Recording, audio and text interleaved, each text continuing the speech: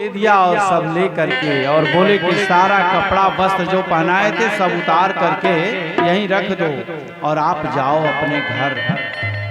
बोले बिल्कुल, हम ऐसे ही जैसे आए थे वैसे ही जाएंगे, नहीं तो लोग कहेंगे कि वस्त्र लेकर के पहन करके गया, इसके पास वस्त्र नहीं था। इसलिए सब वस्त्र उतारे और अपना वस्त्र धारण करके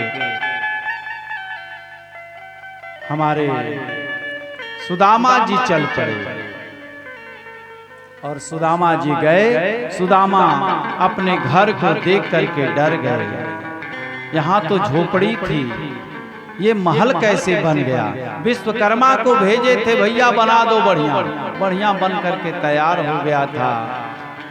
जो उनकी पत्नी सुशीला थी, राजरानी की तरह एकदम घर में दास दासियां लग गए, पहरेदार लग गए, द्वारपाल खड़े हो गए और बोले कि यहां मैं कहां से आ गया। इसके बाद कहें कि विपदा नैव विपदा संपदो नैव संपदा विपदम विस्मरणम विष्णु संपन्ना नारायणम स्मृति। मैं विपत्ति में ही ठीक था, इस मोह माया की नगरी में लग रहा है मैं भूल करके आ गया। इसलिए वो वापस जाने लगे। सुशीला ने आवाज दिया, कहाँ जा रहे हैं? ये आप ही का घर है। बोले नहीं, तुमको धन वैभव महल चाहिए था, तुम लेकर के सोना चांदी आभूषण यहीं रहो। मैं तो चला भगवान का कीर्तन करने, क्योंकि संपत्ति विपदा से बढ़ करके कोई विपदा, ये संपत्ति का कारण विपदा होती है।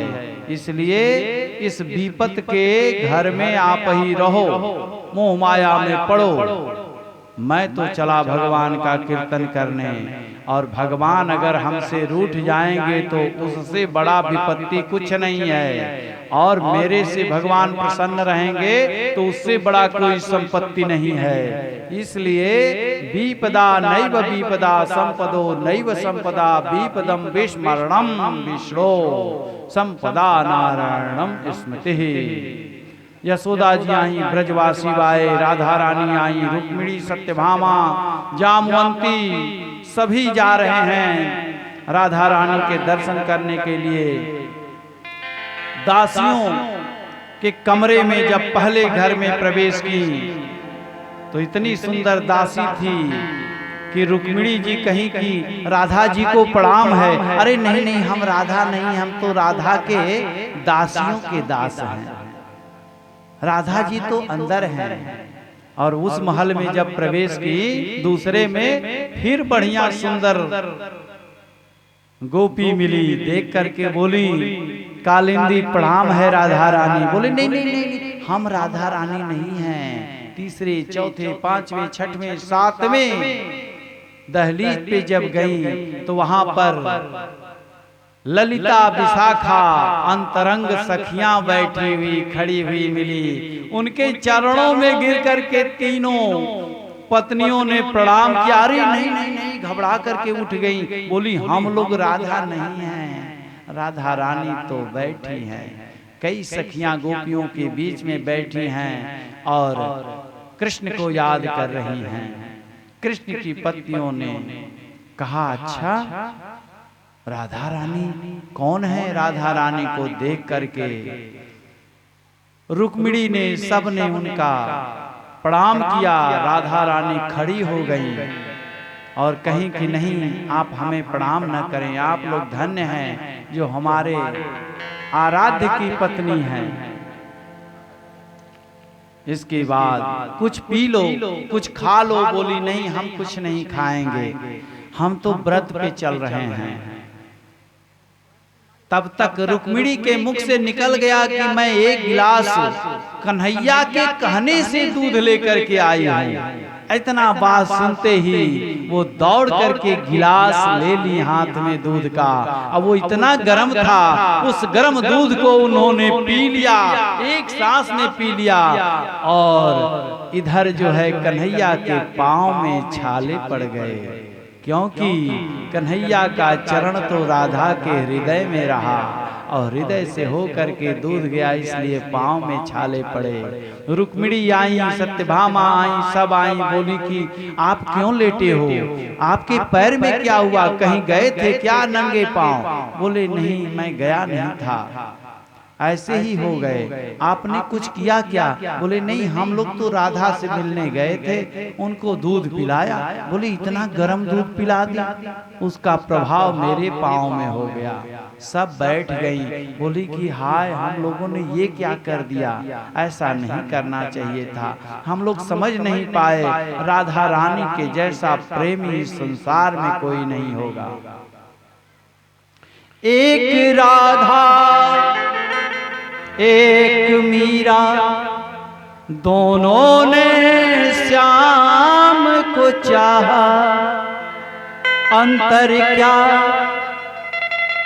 इनकी प्रेम में सुनो, एक प्रेम दीवानी, एक दर्श दीवानी, एक प्रेम दीवानी, एक दर्श दीवानी।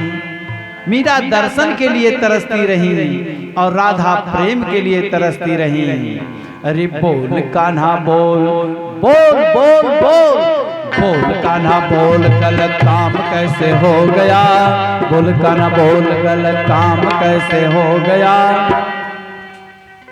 बिना शादी किए राधे श्याम कैसे हो गया, बोल कान्हा बोल, गलत काम कैसे हो गया, बोल कान्हा बोल, गलत काम कैसे हो गया, बिना शादी किए राधे श्याम कैसे हो गया, बिना शादी किए राधे श्याम कैसे हो गया।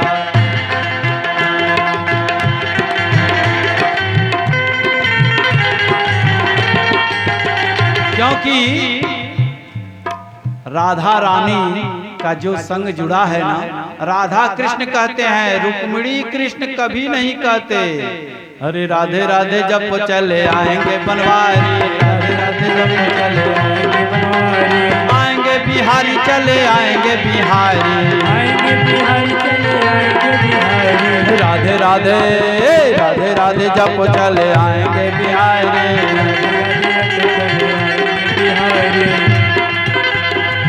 इसके बाद अरे सभी पत्नियों के तस्वीर कोने में टंगे हैं, और राधा रानी जहां देखो मंदिर में बगल में खड़ी हैं। ये राधा रानी का प्रेम था, वो बगल में खड़ी हैं। राधे के श्याम राधे श्याम जुड़े, शंकर के साथ पार्वती जुड़ी और सीता के साथ राम जुड़े। तो नाम तो भाई विवाह हुआ तब हुआ, इनका विवाह नहीं हुआ तो नाम कैसे पड़ा। इस कथा को सुनाएंगे अगली कथा में, जब दोबारा आएंगे तब, कि कैसे विवाह हुआ। लोग कहते हैं विवाह नहीं हुआ, विवाह हुआ, अब कहाँ हुआ वो उस बार बताएंगे। तो इस बार इसको यहीं विश्राम करेंगे और आगे रामेश्वरम की स्थापना हुई, सभी यदुवंशियों का नाश हुआ। यदुवंशी जो है आपस में लड़े, सभी ऋषि महात्मा सब आए थे, दुर्वासा, भृगु, अंगिरा, कश्यप, वामदेव सब आए थे, वशिष्ठ, नारद और उनके पुत्र, कृष्ण के पुत्र, प्रद्युम्न के पुत्र शाम्ब अपने पेट पे लोहे का मूसर बांध करके बड़ा सा टुकड़ा आया और बोला, बाबा आप तो अंतर्यामी लगते हो, बताओ इस बहू को पुत्र होगा या पुत्री। इसलिए उन्होंने कहा कि अंतर्यामी थे, उन्होंने कहा कि मैं जरूर जो है बताऊंगा क्या होगा। इसलिए उन्होंने कहा कि नहीं, न जो है पुत्र होगा न पुत्री होगा, इसके इस बहू के पेट से तो मूसल पैदा होगा। क्योंकि वो सांब इतने सुंदर थे कृष्ण ने तपस्या किया था, तब जाकर के शिव और पार्वती जी लड़ रहे थे आपस में। पार्वती जी कहती थी मैं उनकी बेटी बनूंगी कृष्ण की, और शंकर जी कहते थे हम बेटा बनेंगे। अभी लड़ाई झगड़ा होने लगा तो नारद जी आए, कहे कि आप दोनों लोग लड़ो मत, अच्छा नहीं लगता।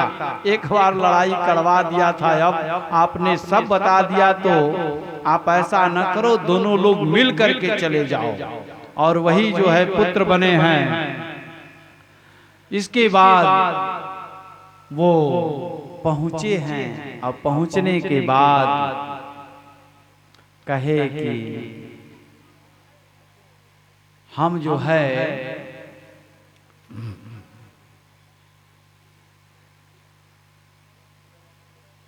नारद जी के कहने पर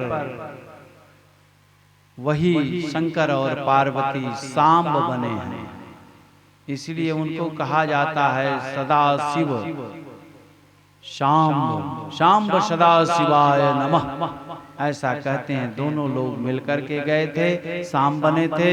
प्रद्युम्न जी कौन थे? प्रद्युम्न जी कृष्ण के पुत्र थे, और योगेश्वर कृष्ण अर्थात जब कामदेव को जराए थे तो कामदेव जल करके भस्म हुए थे, और उनको वचन दिए थे कि हम जो है दोबारा जब द्वारिकापुरी में आएंगे तो आप मेरे पुत्र के रूप में कामदेव जन्म लेंगे। आप वही प्रद्युम्न हैं। और प्रद्युम्न जी को रात्रि में एक राक्षस जो था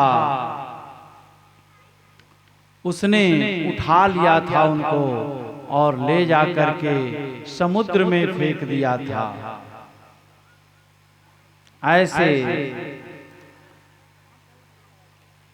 हमारे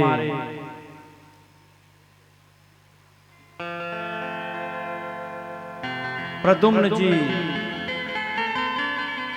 संभासुर था, उसने फेंक दिया था मछली। मछुआरे उनको पकड़े, मछली के पेट से प्रद्युम्न जी को चीर करके निकाला था। और इसके बाद उनकी राज्य में एक रसोइया थी सत्यवती जिसका नाम था।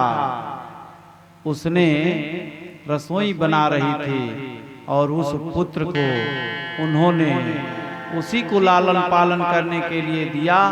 और नारद जी आए, बोले कि ये जो आपके गोद में है ये आपका पति कामदेव है। आप इस जन्म में जो सत्यवती बनी हैं आप रति हैं, इसलिए वो मंत्र शक्ति से उनको बड़ी की, और इसके बाद प्रद्युम्न जी के साथ विवाह की। और इसके बाद सबके विवाह वगैरह हुए, और यदुवंशियों का विध्वंस हुआ। रामेश्वरम में जाकर के ऐरक घास समुद्र के किनारे इकट्ठा हुई, उसी को लेकर के सभी यदुवंशियों ने एक दूसरे को मारा, मार मार करके मर गए। और इसके बाद कन्हैया ने कहा बलदाऊ भैया से, भैया आप चलो, अब हम लोगों के चलने का समय हो गया। और वो वापस क्षीर सागर में चले जाते हैं, और कन्हैया बैठे हैं एक वृक्ष के नीचे, और उनके पांव में एक बहेलिया जो है हिरण का कान समझ करके बाण चलाता है, और उससे उनको चोट लगता है। क्योंकि वो जो मूसल पीस करके डाला गया था, ऐरक घास हुई लेकिन एक टुकड़ा रह गया था। वो टुकड़ा भी मछली के मुख में था। उसको उसने काट करके देखा बड़ा नुकीला है, उसको अपने तीर पर लगाया था। उस तीर से हमारे कृष्ण कन्हैया को मारा है। वो जो है उनका भी लीला है। इसके बाद उन्होंने मारा और दौड़ करके आया तो बोला कि अरे प्रभु आपको मैंने अनजाने में ये तीर चला दिया, मैं सोचा कि हिरण है, प्रभु हमें क्षमा करें। बोले नहीं, आप भी रामा अवतार जब मैं लिया था तो बाली के रूप में थे, मैंने आपको छिप कर के मारा था, इसलिए आपका मैं उद्धार पूरा करके अब मैं अपने धाम को जाता हूँ। बोलिए वृंदावन बिहारी लाल की जय। इसके बाद हमारे एक और कथा आती है दत्तात्रेय जी की। दत्तात्रेय जी ने अपने जीवन में 24 गुरु बनाए। दुर्लभो मनुष्यो देहो देहिनाम क्षणभंगुर तत्रापि दुर्मन्यम वैकुंठ प्रिय दर्शनम। और यदु जी महाराज पूछते हैं कि आप क्या खाते पीते हो महाराज, इतने तगड़े मोटे हो? दत्तात्रेय जी से दत्तात्रेय जी कहते हैं कि मैं भगवान के भरोसे रहता हूँ। अब भगवान के भरोसे जो रहता है उसका भगवान ही कल्याण करते हैं। उन्होंने पुरोहित जो होते हैं उनको गुरु बनाया। पुरोहित भी अपने गुरु ही होते हैं जो पूरा हित करे जजमान का, और एक दूसरे दीक्षा गुरु होते हैं। ये दोनों गुरु सबके जीवन में होते हैं, जो दीक्षा देते हैं और जो शिक्षा देते हैं। और इसके बाद उन्होंने प्रथम गुरु पृथ्वी को बनाया, दूसरा गुरु वायु को बनाया, तीसरा आकाश को गुरु बनाया, जल को गुरु बनाया दत्तात्रेय जी ने। यदु जी ने पूछा कि आप दत्तात्रेय जी महाराज आप ये बताएं कि जल को गुरु बना करके क्या सीखा? बोले ऐसी बानी बोलिए मन का या पाक होय, और को शीतल करे आप शीतल हो। इसके बाद अग्नि को गुरु बनाया। बोले अग्नि को गुरु बना करके क्या सीखा? बोले ज्ञान रूपी अग्नि में समस्त ज्ञान जल करके जब भस्म होता है तब परमात्मा की प्राप्ति होती है, जीव का कल्याण होता है। इसलिए उनसे हमने ये सीखा। चंद्रमा को गुरु बनाया। बोले चंद्रमा को गुरु बना करके क्या सीखा? बोले चंद्रमा को गुरु बना करके यह सीखा कि जैसे कला कला वो बढ़ता है और कला कला फिर घटता है, इसी प्रकार से चंद्रमा कभी घटता बढ़ता नहीं है, केवल उसकी कलाएं जो है घटती बढ़ती हैं। सुख और दुख जीवन में कर्म के अनुसार घटता बढ़ता रहता है। इसके बाद हमने सूर्य को गुरु बनाया। सूर्य को गुरु बना करके क्या सीखा? बोले सूर्य को गुरु बना करके हमने ये सीखा कि हम जात पात नहीं देखते। सूर्य भगवान ये नहीं देखते कि ये राजा का माल है, यहाँ पर हम प्रकाश फैलाएंगे, और जो गरीब बस्ती में रहते हैं उनके यहाँ हम प्रकाश नहीं फैलाएंगे। ऐसा हमने सीखा। सबको सम्मान दृष्टि से देखना चाहिए, और इस प्रकार से हमने सूर्य से यही सीखा। कबूतर को गुरु बनाया। कबूतर को गुरु बना करके क्या सीखा? उन्होंने कहा कबूतर को गुरु बना करके यही सीखा। कथा लंबी है, छोटे में समझने का प्रयास करें, प्रयास करते हैं। उन्होंने कबूतर को गुरु बना करके यह सीखा, ये संसार ये मोह माया है, जाल है, इस जाल से बचो। क्योंकि कबूतर थी, अपने बच्चे को दाना चुगाई और चली गई, फिर दाना लेने आई, तब तक बहेलिया पकड़ लिया और पकड़ करके वो चला गया। कबूतर आई, वो रोने लगी और उसने भी रोते रोते, और फिर बहेलिया आया, उसको भी पकड़ लिया। अर्थात उसने यही सीखा कि मोह माया के जाल में फंसोगे तो यही दशा होगा। इसलिए कोई संसार में अपना नहीं है। अजगर को गुरु बनाया। अजगर को गुरु बना करके क्या सीखा? सागर को गुरु बनाया। सागर से क्या सीखा? पतंगे को गुरु बनाया। क्या सीखा? भौरे को गुरु बनाया। क्या सीखा? मक्खी को गुरु बनाया। क्या सीखा? ये जो है मक्खी को गुरु बनाई, ये 13वां गुरु बनी मक्खी। मक्खी से यही सीखा हमने कि लोभ लालच में नहीं पड़ना चाहिए, क्योंकि मक्खी बैठी शहद पे चारों पांव पसार और गड़ती गड़ती धस गई। आई आ लालच बुरी बलाय मर जाती है। इसलिए यह हमने सीखा। इसके बाद हिरण को गुरु बनाया, मछली को गुरु बनाया। मछली को गुरु बना करके क्या सीखा? मछली को गुरु बना करके हमने ये सीखा कि अपने जिह्वा को कंट्रोल में करो। जीव बड़ा मांगती है खाने पीने को, इसको आदत बुरी मत लगाओ, बचा के रखो। मछली दाना खाने के लिए जाती है, मछली खाने के लिए जाती है और कांटे में फंस जाती है। इसीलिए जीव अगर जाएगी इधर उधर तो फंसेगी। इसलिए इसको परमात्मा के कीर्तन में ही लगाओ। और क्रूर पक्षी को गुरु बनाया, बालक को गुरु बनाया, शरीर को अपना गुरु बनाया। शरीर बालक को गुरु बना करके यह सीखा हमने कि जो शरीर कल थी वो आज नहीं है, और 10 दिन बाद वो शरीर हमारी वैसी नहीं रहेगी। जैसे बालक धीरे धीरे युवा होता है, वृद्ध होता है, अंत में फिर जाना पड़ेगा शमशान, शमशान जाना पड़ेगा। ये मैंने सीखा। और इसके बाद हाथी को गुरु बनाया, लोहार को गुरु बनाया, अपने शरीर को अंतिम गुरु बनाया। और इसके बाद कलयुग में केवल नाम ही आधार है। अरे कलयुग केवल नाम आधारा, कलयुग केवल नाम आधारा। सुमरे सुमरे नर उतरन पारा।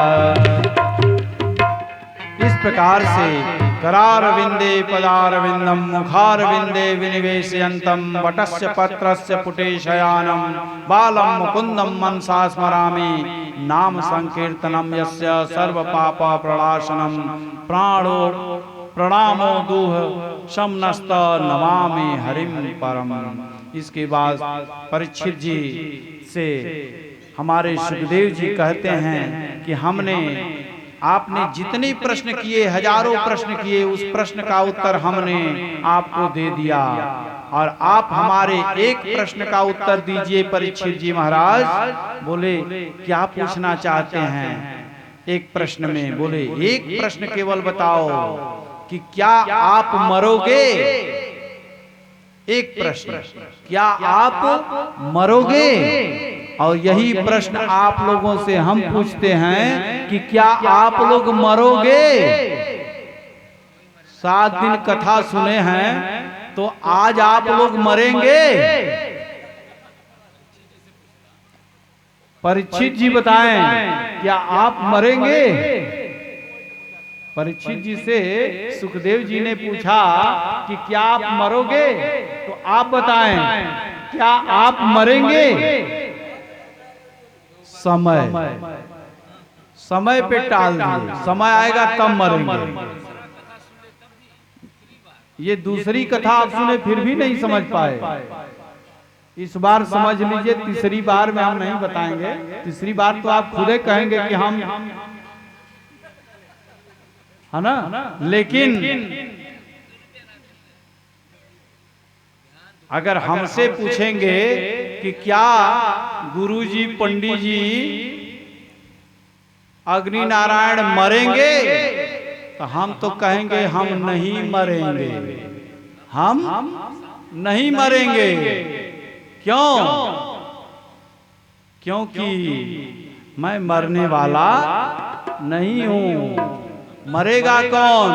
ये संसार में जो आता है वो मरता है, आत्मा कभी नहीं मरती है। इस शरीर का अंत होता है, आत्मा तो एक शरीर छोड़ करके दूसरे में प्रवेश करती है, आत्मा कभी नहीं मरती है।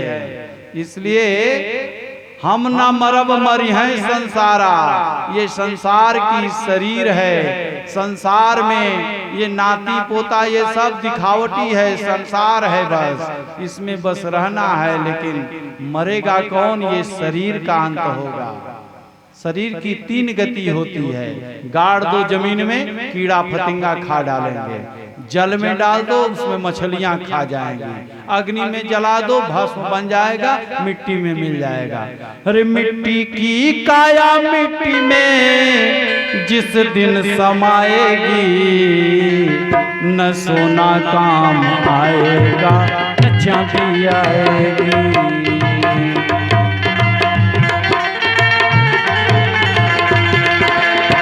सज धज के जिस दिन मौत की सहजादी आएगी, न सोना काम आएगा न चांदी आएगी, न सोना काम आएगा न चांदी आएगी।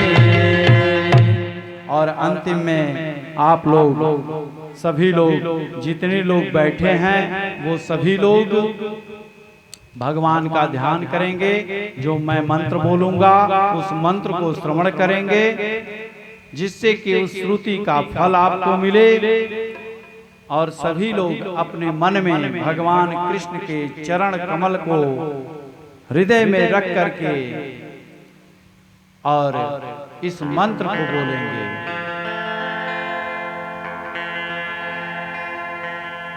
अब इस समय नहीं, दूसरी बार फिर बताएंगे। सब बताएंगे तो अगली बार क्या बताएंगे।